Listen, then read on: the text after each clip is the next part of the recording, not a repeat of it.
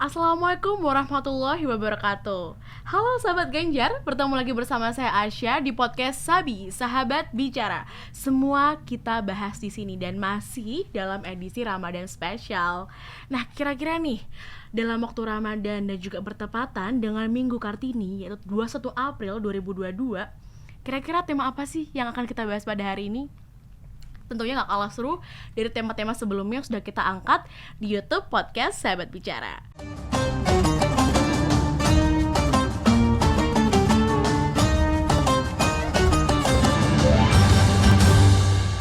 Nah, untuk tema podcast hari ini adalah perempuan dalam Islam. Kita akan mengulik dan juga belajar banyak perihal tema ini bersama narasumber yang sudah kita pernah undang sebelumnya.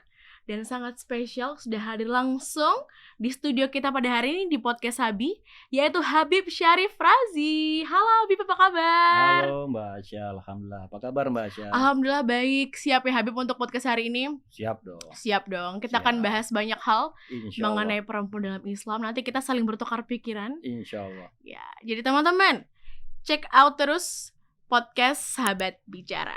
Oke deh. Jadi jika kita berbicara tentang perempuan dalam Islam, kita tidak bisa menjauhkan dengan mitos-mitos filsafati di Indonesia ya, seperti hidup perempuan di sekitar sumur, dapur, dan kasur. Nah, biasanya Islam ini dipandang telah memberikan kontribusi terhadap pemikiran tersebut. Itu bukan karena apa, tapi karena fenomena yang sudah ada seperti poligami, hak talak pada suami, hak waris dan persaksian perempuan yang hanya separuh dari laki-laki, dan juga penekanan peran domestik perempuan dalam rumah tangga. Nah, tapi di sisi lain, Islam juga menegaskan bahwa laki-laki adalah pelindung bagi kaum perempuan. Laki-laki dan perempuan diberikan Allah SWT kelebihan dan kekhususan untuk saling melengkapi. Seperti keunggulan fisik laki-laki, organ reproduksi perempuan, seyogyanya tidak dipahami sebagai kelebihan atau kekurangan, melainkan keduanya harus diarahkan untuk saling melengkapi. Nah, jadi nih Habib, di masa sekarang, yang paling Asya curious, yang paling penasaran adalah jika kita berbicara tentang perempuan dalam Islam adalah sejauh apa sih pemberdayaan perempuan yang ada yang harus didukung di dalam Islam. Bagaimana tanggapan Habib? Baik. Auzubillahiminasyaitonirrajim. Bismillahirrahmanirrahim. Alhamdulillahirabbil alamin. Wassalatu wassalam ala Rasulillah wa ala alihi washabihi wa man wala. Assalamualaikum warahmatullahi wabarakatuh. Waalaikumsalam warahmatullahi wabarakatuh. Pemirsa Sabi dimanapun berada, Mbak Asya, terima kasih. Yes. Kita bisa ketemu kembali di sini membahas hal-hal diskusi keislaman, tepatnya di bulan Ramadan ini. Biarpun di waktu yang sedikit, insya Allah manfaat. Amin ya rabbal alamin. Terkait pembahasan masalah wanita di dalam Islam. Iya. Yang tadi Mbak Asya pertanyakan, biasanya di masyarakat kita, masyarakat ketimuran ya, Indonesia ataupun di negara-negara Arab, posisi wanita itu hanya menempati di urusan-urusan domestik. Iya. Ya kan, yang tadi seperti diungkapkan sumur, dapur, kasur. Iya. Itu mungkin apa istilahnya detail keseharian yang terjadi. Kalau kita kembali ke konteks Islam itu sendiri, Islam itu dibagi beberapa sumber, ya kan? Ada sumber yang dari Al-Quran, hadis, atau sumber urfi masyarakat umum, ya kan? Kita bicara esensi wanita sendiri, secara penciptaannya itu nggak ada beda. Esensi apa istilahnya jauhar, esensi antara wanita dan laki-laki itu tidak ada perbedaan. Meskipun di sana ada perbedaan-perbedaan yang nanti akan kita kulik juga. Iya. Dalam Al-Quran dikatakan, Auzubillahiminasyaitonirrajim, Bismillahirrahmanirrahim. Ya ayyuhan nasu taqu rabbukumul ladzi khalaqakum min nafsin wahidah wa khalaqa minha zawjaha. Yang artinya, wahai manusia, bertakwalah kepada Tuhanmu, Allahmu, yang menciptakan kamu dari jiwa yang satu. Min nafsin wahidah. Yani antara laki-laki dan wanita, esensinya jiwanya itu satu, ya kan? Dan dari situlah nanti diciptakan pasangan-pasangan. Maksudnya ketika berkeluarga, istri melahirkan, diciptakan lagi regenerasi lagi dari laki-laki ke perempuan yang lain. Jadi di sini dikatakan min nafsin wahidah. Al-Qur'an mengatakan esensi wanita dan laki-laki itu sama secara ciptaan ya, secara esensinya. Mungkin nanti terkait ada perbedaan-perbedaan di sana, mungkin rujukannya, detailsnya kepada porsi yang berbeda, ya kan? Misalnya di dalam fikih, di dalam syariah, perempuan emang itu tidak bisa menjadi imam, ya kan? Laki-laki yang bisa menjadi imam. Bukan dalam artian ketika porsi ini diartikan secara umum, secara esensi yang tadi saya katakan, wanita tidak bisa berkarya atau berkarir di tempat-tempat yang lain. Ketika kembali ke fikih, kembali ke hal-hal yang bentuknya ibadah di dalam rumah, ya dia harus menjadi makmum suaminya. Harus mengurus anak, mengurus suami, ya kan? Ini memang porsinya gitu loh. Tapi ketika dia bisa memenuhi hal-hal itu, misalnya zaman sekarang kan ya, dia bisa panggil babysitter atau apa segala macam. Dia mau berkarir di luar, ya kan? Ini kan tuntutan zaman. Islam harus relevan. Betul. Tapi sebagai kodrat wanita, sebagai kodrat perempuan, dia harus menjadi makmum. Ini yang harus disadari gitu loh. Dia harus menjadi makmum kepada si suami. Dan tentunya suami yang bijak pun melihat gitu loh. Ada toleransi di sana, ya kan? Itu yang pertama. Yang kedua, perbedaan yang mendasar antara perempuan dan laki-laki pasti ada. Yang tadi kan Mbak Asya bilang pembukaan pertama harus saling melengkapi. Iya. Apa sih yang laki-laki tidak memiliki dalam wanita? Mbak Asya wanita, saya tanya. Of course, biologically, secara biologis kita berbeda. Ya, berarti secara biologik dan secara moral juga berbeda, ya kan? Betul. Ya kan? Wanita menyusui. Iya. Laki-laki nggak bisa menyusui. Meskipun ada transgender, dia bisa nyuntik tapi dia nggak bisa nyusuin. Nggak bisa melahirkan juga dan lain-lain. Iya, tidak bisa melahirkan. Yang kedua, ya kan?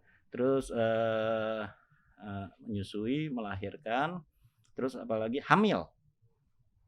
Laki-laki nggak bisa hamil. Ini udah kodrat gitu loh. Dia bisa hamil. Terus yang terakhir, head.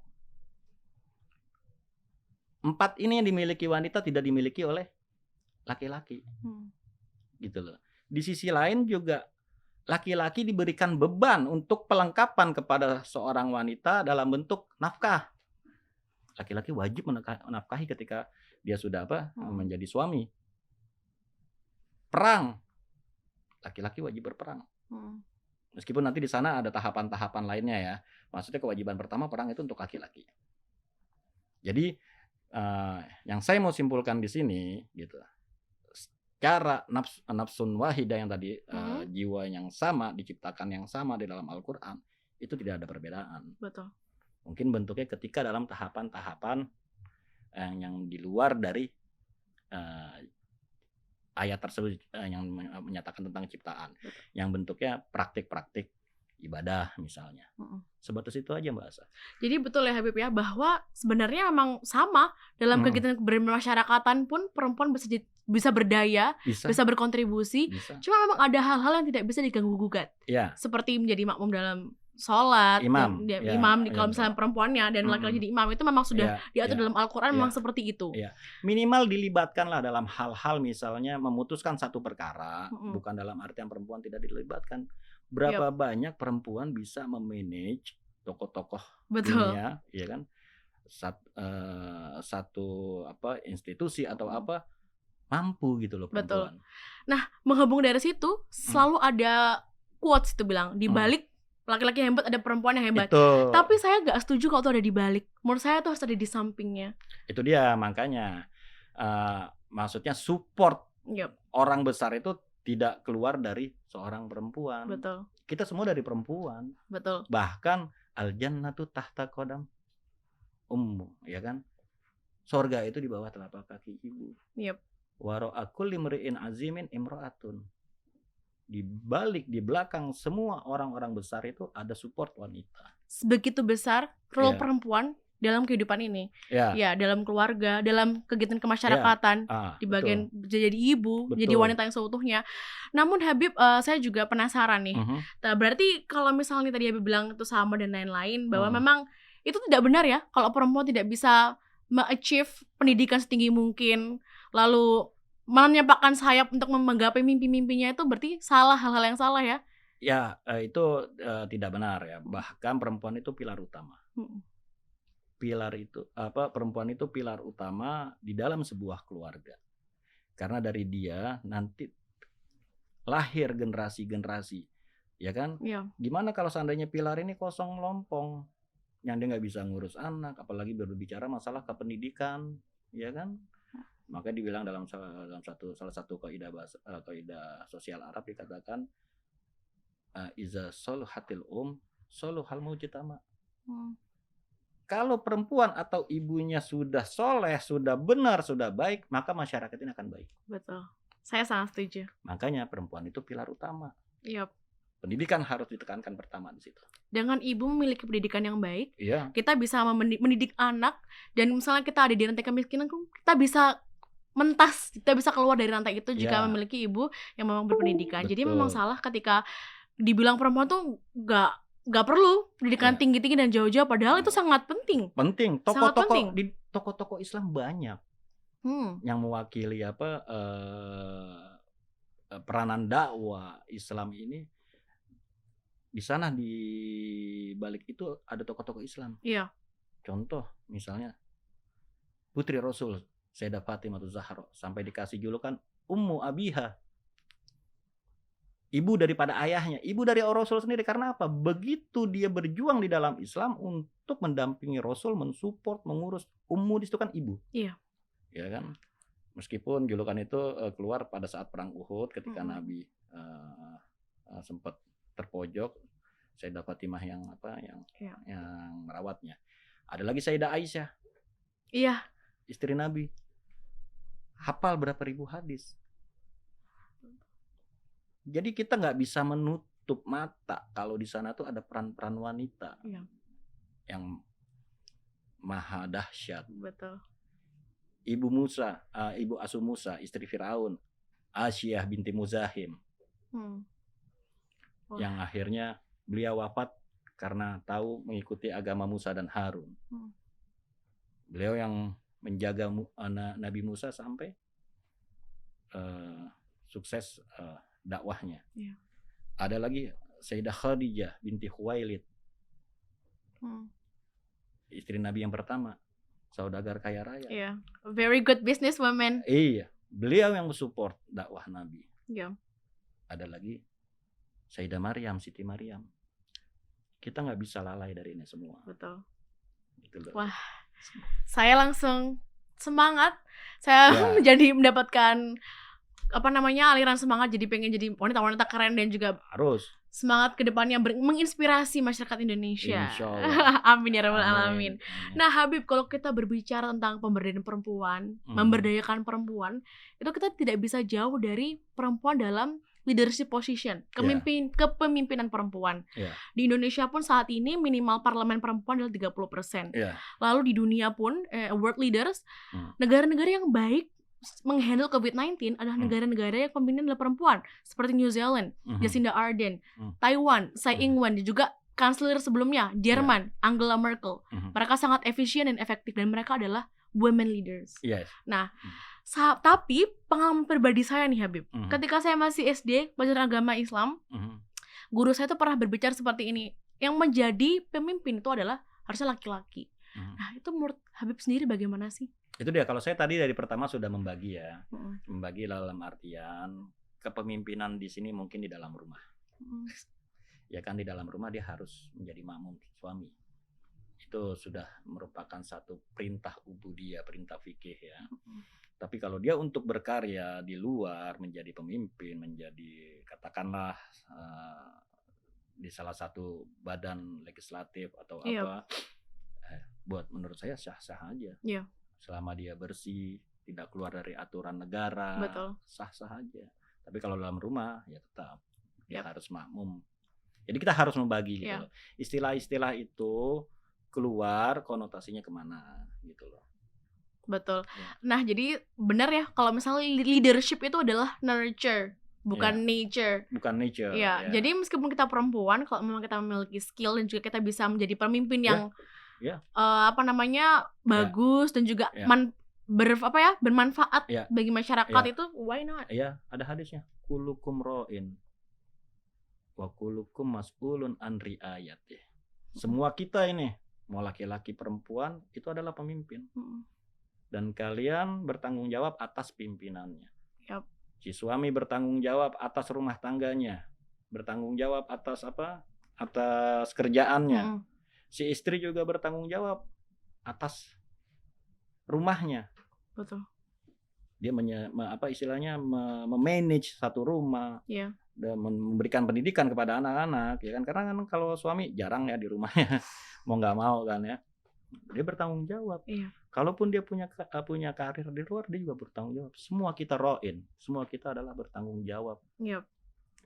Makanya dalam sebuah ayat juga dikatakan, ya kan, auzubillahi minasyaitonirrajim, bismillahirrahmanirrahim. Wa id qala rabbuka lil malaikati inni ja'ilun fil ard khalifatan qalu ataj'alu fiha man yufsidu fiha wa yafsikud dima wa nahnu nusabbihu bihamdika wa nuqaddisu laka qala inni a'lamu bima la ta'lamun, kata Allah. Artinya ketika Allah berfirman kepada para malaikat, aku hendak menjadikan khalifah di bumi. Khalifah, pemimpin. Di sini umum maknanya pemimpin, ya kan? Mereka berkata, apakah engkau hendak menjadikan orang yang merusak dan menumpahkan darah di sana sedangkan kami bertasbih memujimu, kata malaikat. Maksudnya kan manusia di bumi ini kan nafsu sahwaniyahnya kan selalu ada, ya kan? Nah, yang merusak dan menumpahkan darah di sana sedangkan kami bertasbih memujimu dan mensucikan namamu. Allah berfirman, sungguh aku mengetahui apa yang kamu tidak ketahui, kata Allah. Di sini ja'ilun fil ard khalifatan, masih umum, menjadikan manusia sebagai pemimpin. Gitu loh. Tepuk tangan sekali, mantap sekali banget. Dr. Habib, berarti memang jadinya perempuan-perempuan itu tetaplah percaya terhadap itu dan juga tapi tetap tidak melupakan bahwa kita juga memiliki tugas-tugas yang harus dijalankan. Harus mengetahui kodratnya masing-masing. Ya kan? Harus mempunyai tempat kembali yang sudah diatur tadi. Ya, kodrat aku sebagai wanita. Di rumah ya begini. Di depan suami ya begini. Kodratnya sebagai wanita, sebagai makmum. Gitu. Kalau dia punya karir, why not? Ya, saya juga teringat nih, kemarin saya juga nonton podcastnya Ibu Sri Mulyani, Ibu Menteri Keuangan Indonesia.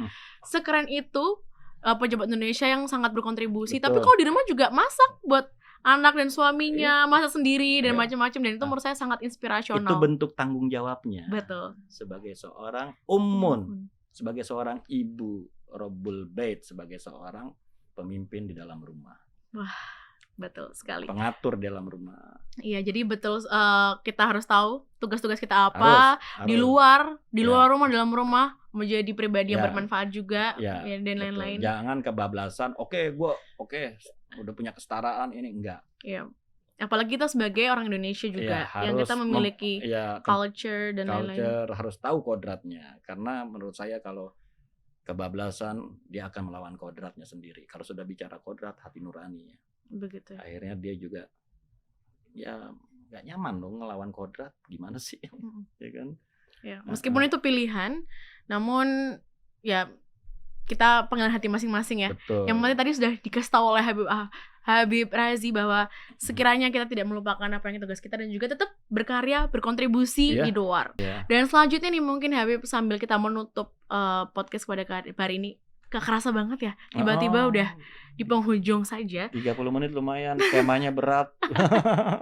Butuh waktu yang lebih lama untuk membahas lebih komprehensif, tapi kita di sini akan bahas juga dan lain-lain. Yaitu adalah pandangan Habib nih mengenai feminisme, di mana yang sekarang ya kita mengajukan dan memperjuangkan hak-hak setara antara laki-laki dan perempuan. Nah, sejauh apa sih feminisme ini dipandang dan juga diimplementasikan dalam Islam? Menurut Habib?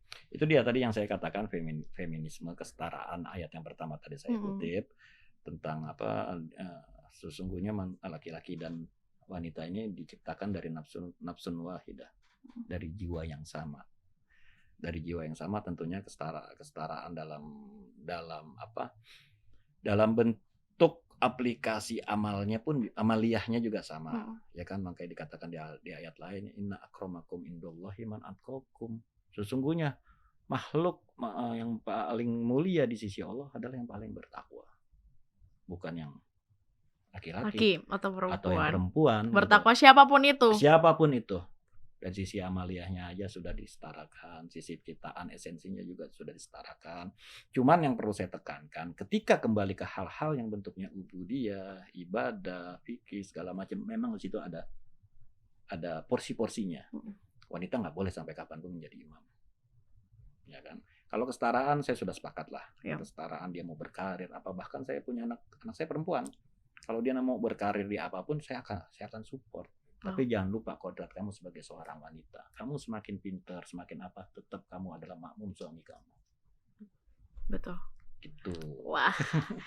Oh my God, terima kasih banyak Habib sudah memberikan insight tadi dari awal. Kita membahas tentang sejauh apa sih di dalam Islam itu perempuan harus diberdayakan.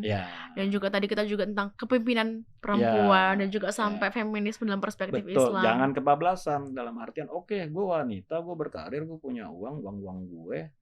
Terus suami ngelarang gue beli Hermes, kenapa uang gue? Jangan, gitu. Mungkin itu semua karena ini ya, perjanjian dalam rumah tangga itu sendiri dengan komunikasi yang baik. Betul. Dan juga kolaborasi yang baik. Ya. Jadi memang itu juga dinamika dalam rumah tangga itu intinya sendiri. Saling melengkapi, libatkan wanita. Betul. Jadi nggak semena-mena. Nggak semena-mena, bukan cuman dapur, sumur, kasur. Kalau itu udah otomatis lah. Iya. Tapi bukan dalam artian ditempatkan di situ, enggak. It's more than that. Yeah. Lihat potensinya gitu, arahannya mau kemana.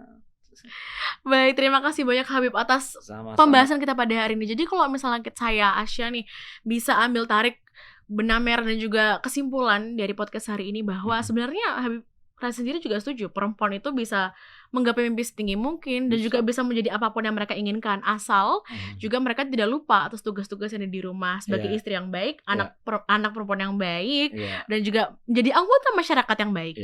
Jadi selama kita bisa melakukan fungsi-fungsi tersebut dengan baik, kita akan terus didukung seperti itu. Wah, nggak terasa sudah 30 menit juga kita berbincang-bincang tentang perempuan dalam Islam bersama Habib Razi pada kali ini. Terima kasih banyak atas segala ilmu dan pertukaran pikiran hari ini. Amin, sama-sama Mbak Asya. Semoga manfaat buat kita semua. Amin, ya Rabbal Alamin. Yang baik kita ambil. Yang kita pelajari lagi depannya lebih dalam. Jadi mungkin nih di podcast kedepannya kita bisa undang Habib Razi lagi di tema-tema yang lain mungkin. Insyaallah. We're so excited to have you again di sini. Jadi teman-teman, kalau teman-teman penasaran ya pada Sahabat Ganjar nih, tema-tema selanjutnya podcast Sabi, terus subscribe YouTube Sahabat Ganjar dan terus juga nonton podcast Sabi Sahabat Bicara. Kalau begitu sekali lagi terima kasih banyak Habib Razi. Sama-sama Mbak Asya. Dan saya Asya. Saya pamit undur diri dan terima kasih. Wassalamualaikum warahmatullahi wabarakatuh. Waalaikumsalam warahmatullahi wabarakatuh.